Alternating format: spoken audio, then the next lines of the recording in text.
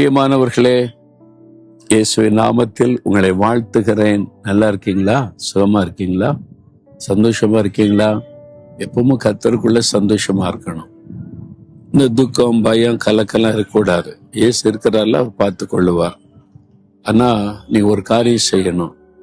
ஆண்டவரிடத்துல ஒரு காரியம் கேட்டீங்கன்னா பெற்றுக்கொள்ளும் வரைக்கும் பொறுமையா காத்திருக்கணும். ஆண்டவர் சொல்றாரு, ஒரு வசனம் பாருங்க, 37 சங்கீதம் 7 கர்த்தரை நோக்கி அமர்ந்து அவருக்கு காத்திரு. உங்களை பார்த்தா சொல்றார், மகனே மகளே, நீங்க கேட்டீங்க, ஜெபிச்சீங்க, ஒண்ணும் நடக்க மாட்டீங்கன்னு சோர்ந்திருக்கீங்களா? காத்திருக்கணும். ஏற்ற வேளையில அந்த காரியத்தில் அற்புதம் நடக்கும்.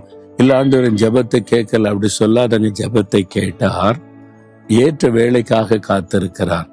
நீங்க பொறுமையோடு காத்திருந்து அதை பெற்றுக்கொள்ளணும். கர்த்தருக்கு காத்திருப்பாரு. ஆபிரகாம் பாருங்க, 25 வருட வாக்குத்தத்தை நிறைவேற காத்திருந்தார். இடையில சில சோர்வு, பிரச்சனை, நெருக்கெல்லாம் வந்துச்சு. ஆனாலும் கூட 25 வருஷம் கழிச்சு அந்த ஆசீர்வாதத்தை பெறும்போது எப்படி இருந்திருக்கும்ல? காத்திருந்து பெறுகிற ஆசீர்வாதம் ஒரு பெரிய மகிழ்ச்சியை கொடுக்கும். நீங்களும் பொறுமையா காத்திருங்க. நீங்க ஜெபித்த காரியத்தில் அற்புதம் நடக்கும். பெற்றுக்கொள்ள போகிறீங்க. ஆண்டவர் பிந்த மாட்டார். சரியான நேரத்தில் அற்புதம் நடக்கும்.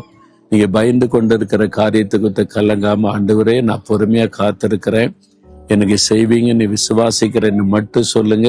சீக்கிரத்தில் அற்புதம் நடக்கும். தகப்பனே, உமக்கு இந்த பிள்ளைகள் காத்திருக்கிறாங்க, பொறுமையா காத்திருக்கிறாங்க, ஜெபித்து காத்திருக்கிறாங்க. இந்த மகனுக்கு மகளுக்கு கட்டாயம் ஜெபித்த காரியத்தில் அற்புதம் செய்த மகிழ பண்ணுங்க.